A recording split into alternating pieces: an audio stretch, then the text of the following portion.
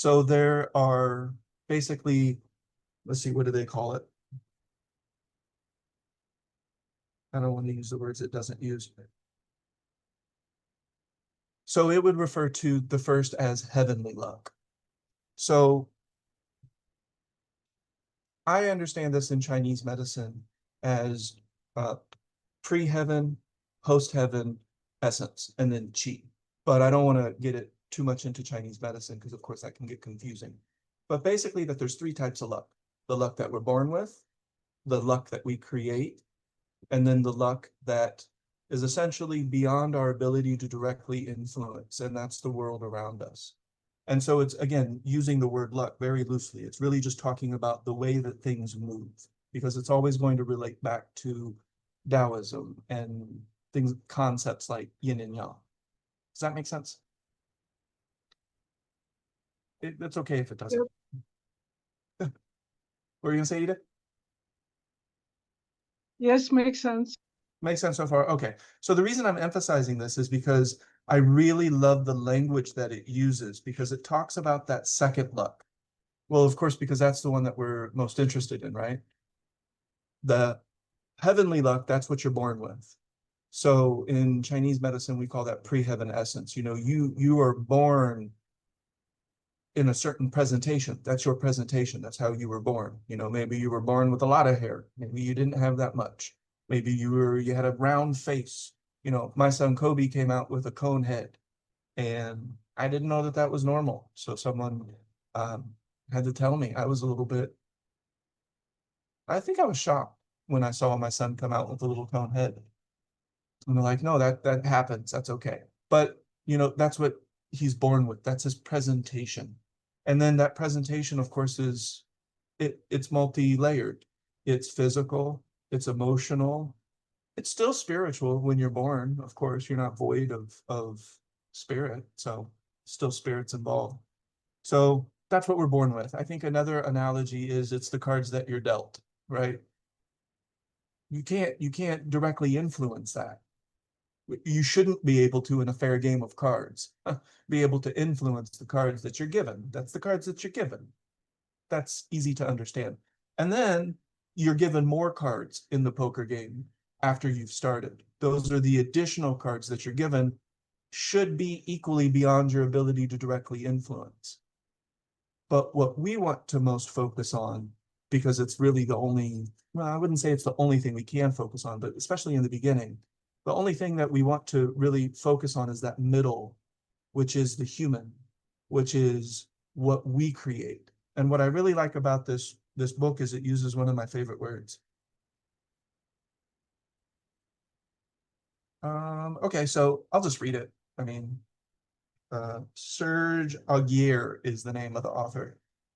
Man luck, of course, man, you know, this is dating back, so it's still, man luck is what we actually can do for ourselves, a personal practice. See, just that sentence, I could just stop there. I don't read that. I don't have to read the whole thing.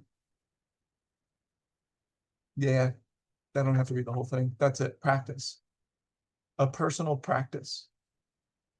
So that shouldn't surprise anybody that that resonates with me, personal practice. So I like that, you know, I think it makes sense. I like the way that it organizes it. It relates to Chinese medicine because Bajur, of course, is, it's going to relate back to Chinese medicine because it relates back to those basic principles of yin and yang, of the division of things, you could say. So does that make sense? It's directly relating what we can influence with practice as if they're directly proportional. And of course, I think they are. Always practicing the practice. And that shouldn't sound new. That should be a very well-developed idea at this point, that the practice is something that we do until, and I use the optimistic 110 years old gardening. You know, I'm still going to be doing, where is my mind? Where is my intention? Where is my breath? How am I adapting to situations as they change? Or do I even know? Am I even aware of that? Or am I just generating some, some gossip? Because, I think that I have to assume that people think about gossip a lot because there's a lot of gossip drama. I have to assume, I don't know. I have no idea what people think. Okay, lots of good mornings. Developing our personal practice is exactly what we've been doing here. That's all we've been. Well, I would say that there's times that we do get sometimes philosophical, which I think is fun sometimes. But I don't like empty philosophy that doesn't lead to something that I can do. Because if it leads to something that I can do, then I can generate a degree of tangibility in my life experience. And I could talk about some of that tangibility as well. Some people like to lead with the tangibility, like you're trying to reel somebody in. That's weird. If I may, Mhm. and we know that my edit button isn't very much there anymore. You talked about review. You wanted to review today. So you're the one that does it best. I guess I'm thinking with Bob in mind, how, if you're going to review for us, how would you be reviewing for a new person in the room as well? I mean, I know what you're talking about because I've been here for 8 years. Yeah, so yeah, I hear you. Or I mean, I know what you're referring to, but if we're going to review, and this is a question, because you had said, I really would like to review the basics or something. I'd have to go back and read it. So I guess that's my inquiry. Yeah. Yeah, I would just say let this develop for a few more minutes because I got you. Yeah, there's going to be some basics.